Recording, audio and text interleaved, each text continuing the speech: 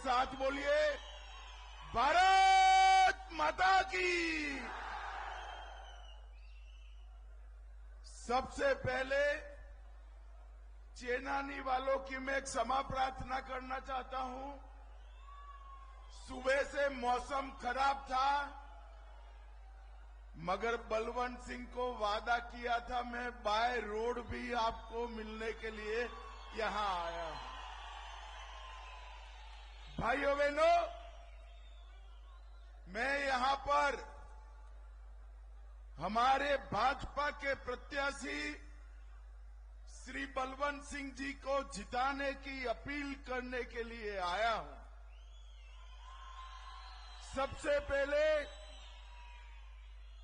मैं इस पहाड़ी पर सबके लिए पूजनीय नागदेवता और महादेव को प्रणाम कर मेरी बात की शुरुआत करना चाहता हूं।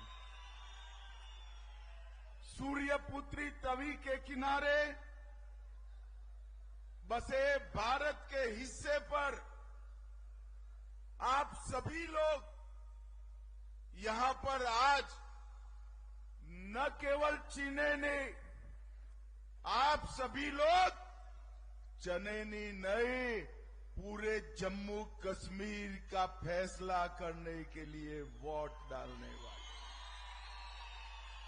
आजादी के बाद पहली बार जम्मू कश्मीर में एक ऐसा चुनाव होने जा रहा है जिस चुनाव में ना धारा 370 है, ना अलग झंडा है। पहली बार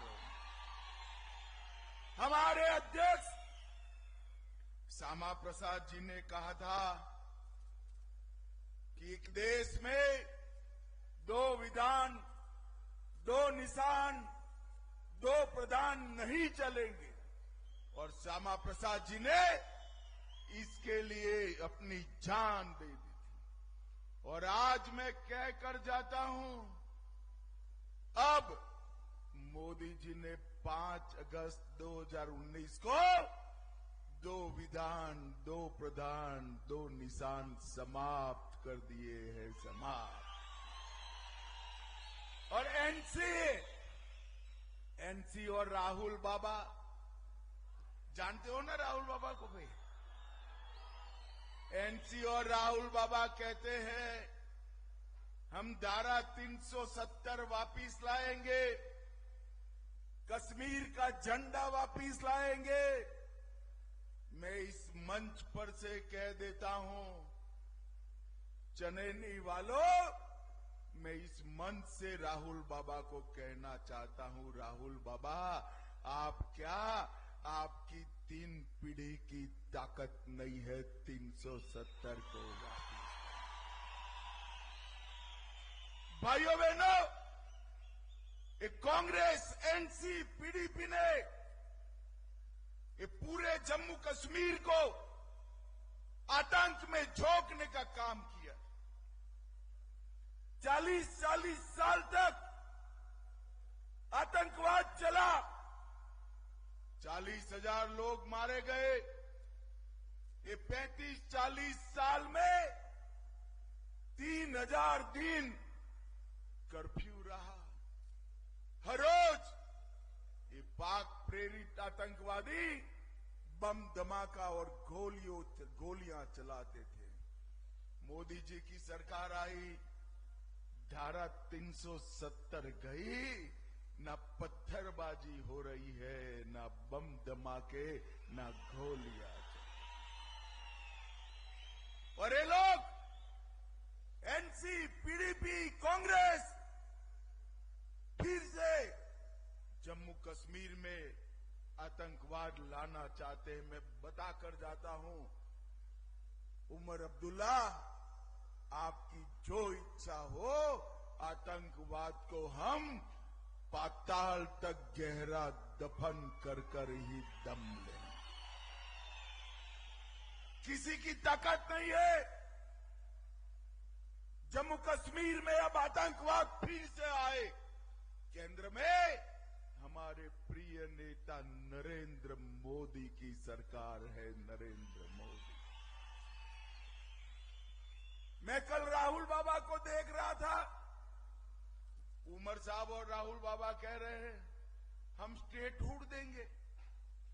अरे भाई, मैंने धारा 370 हटाई तब देश की संसद में वादा किया है कि हम चुनाव के बाद जल्द से जल्द जम्मू कश्मीर को राज्य का दर्जा फिर से देने का था। अब जो हमने कह दिया, मोदी जी ने भी जम्मू और कश्मीर दोनों जगह सभाओं में कहा है, आप क्या दोगे, कैसे दोगे? स्टेटहुड तो भारत की संसद दे सकती है और वहां मोदी जी का राज है। मोदी जी का। भाइयों बहनों, जम्मू कश्मीर को स्टेटहुड जरूर मिलेगा, मगर देंगे तो नरेंद्र मोदी देंगे। नरेंद्र मोदी। भाइयों बहनों, मैं आज यहां पर कहने आया हूं, 70-75 साल तक ये 3 परिवारों ने शासन किया। आप मुझे बताओ चनेनी वालों,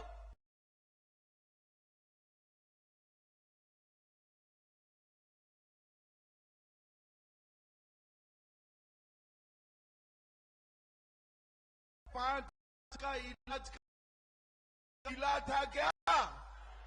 अब मैं कहता हूं गोल्डन कार्ड है, 5 लाख तक का इलाज मुफ्त है। फिर से कमल फूल की सरकार ला दो, 5 की जगह 10 लाख का इलाज मुफ्त।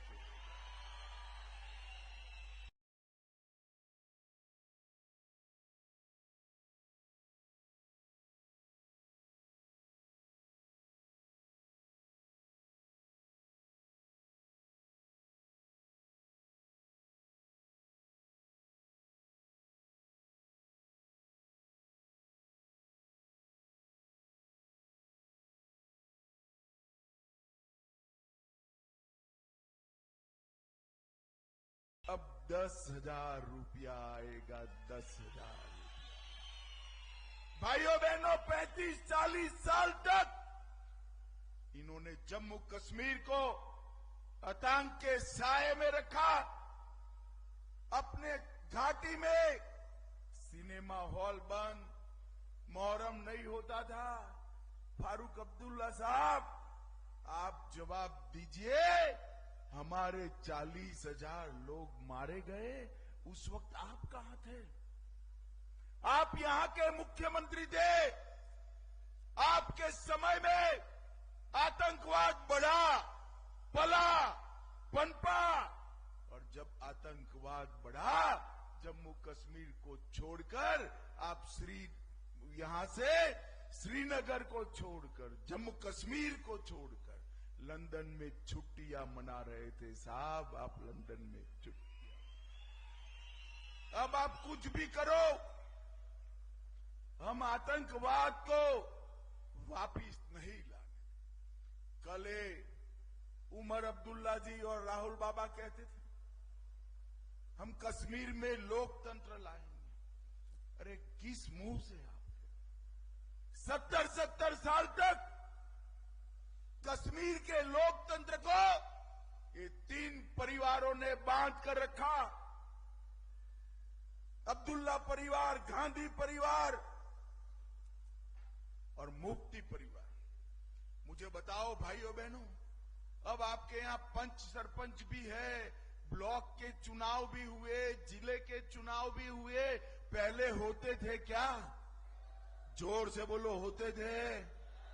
मोदी जी ने 40,000 जनप्रतिनिधियों को लोकतंत्र का फायदा पहुंचाने का काम हमारे नेता नरेंद्र मोदी जी, ये 3 परिवारों ने अपने चट्टे बट्टे को टिकटें देकर सिर्फ 87 विधायक बनाए।